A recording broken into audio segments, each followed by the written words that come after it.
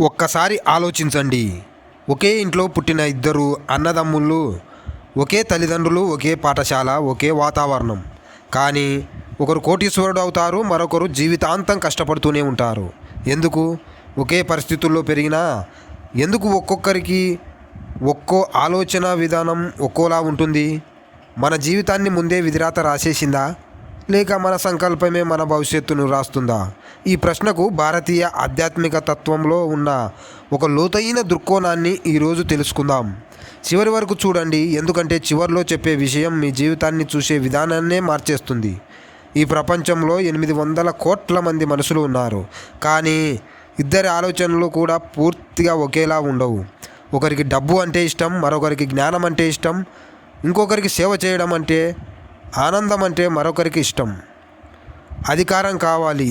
ఈ భిన్నత్వం ఎందుకు? ఆధ్యాత్మిక తత్వం ఒక ఆసక్తికరమైన సమాధానం చెబుతుంది.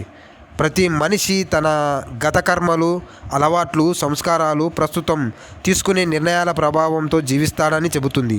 ఒక ఉదాహరణ చూద్దాం. మీ దగ్గర ఒక లాకర్ ఉందని ఊహించండి. దాన్ని తెరవడానికి 2 మార్గాలు ఉన్నాయి. మొదటిది ఓటీపీ, రెండోది మీరు ముందే సెట్ చేసుకున్న పాస్వర్డ్. ఓటీపీ వస్తే మీ నియంత్రణ తక్కువ. ఎవరైతే పంపుతారో అదే ఉపయోగించాలి. కానీ పాస్వర్డ్ మీరు ఒకప్పుడు మీరే ఎంచుకున్నారు.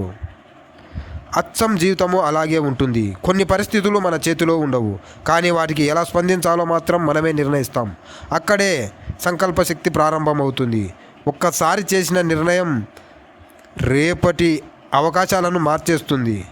ఒక అబద్ధం మరో అబద్ధాన్ని, ఒక మంచి అలవాటు మరో మంచి అవకాశాన్ని తీసుకొస్తుంది. ఇలా ప్రతి నిర్ణయం మన భవిష్యత్తుకు కొత్త పాస్వర్డ్ అవుతుంది. అందుకే కర్మ అంటే శిక్ష కాదు, కర్మ అంటే కారణం మరియు ఫలితం. నువ్వు ఏ విత్తనం వేస్తావో అదే మొక్క పెరుగుతుంది. ఆధ్యాత్మిక గ్రంథాలు మరో గొప్ప విషయాన్ని చెబుతాయి. ప్రకృతిలో 3 గుణాలు పనిచేస్తాయి. మొట్టమొదటిది సత్వగుణం, రెండవది రజోగుణం, మూడవది తమోగుణం. సత్వం స్పష్టతను ఇస్తుంది, ప్రశాంతతను ఇస్తుంది, జ్ఞానాన్ని పెంచుతుంది. రెండవది రజోగుణం అంటే రజసం, కోరికలను పెంచుతుంది, పోటీని పెంచుతుంది, అశాంతిని కూడా తెస్తుంది. మూడవది తపోగుణం అంటే తమసం, సోమరితనాన్ని, అజ్ఞానాన్ని, భయాన్ని పెంచుతుంది. మనలో ఏ గుణం ఎక్కువగా ఉంటుందో మన నిర్ణయాలు కూడా దానికి అనుగుణంగానే మారుతాయి. అయితే యోగులు ఎందుకు ప్రశాంతంగా ఉంటారు? ఎందుకు వారికి భయం తక్కువగా ఉంటుంది? ఆధ్యాత్మిక దృక్కోణంలో వారు తమ మనస్సును గమనించడం నేర్చుకున్నారు. ప్రతి పరిస్థితికి వెంటనే స్పందించకుండా స్పృహతో నిర్ణయం తీసుకోవడం అలవాటు చేసుకున్నారు. అందుకే వారిని బాహ్య పరిస్థితులు అంతగా కదిలించలేవు. అయితే మన జీవితాన్ని మార్చుకోవచ్చా? ఖచ్చితంగా. ఈరోజు తీసుకునే ఒక మంచి నిర్ణయం రేపటి జీవితానికి కొత్త ప్రారంభం అవుతుంది. ప్రతిరోజు ఒక మంచి పుస్తకం చదవండి, కొన్ని నిమిషాలు ధ్యానం చేయండి, మంచి స్నేహితులను ఎంచుకోండి, చెడు అలవాట్లను ఒక్కొక్కటిగా విడిచిపెట్టండి. మీ లక్ష్యాన్ని ప్రతిరోజు గుర్తు చేసుకోండి.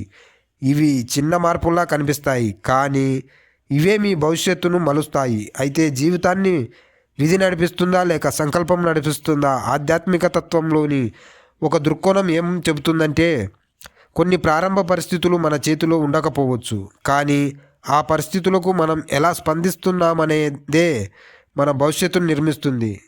గత కర్మలు దారిని చూపవచ్చు, కానీ ఈ క్షణంలో తీసుకునే జాగ్రత్త అయిన నిర్ణయాలు ఆ దారిని మార్చగలవు. అందుకే విధిని నిందిస్తూ కూర్చోవద్దు, సంకల్పాన్ని మేల్కొల్పండి.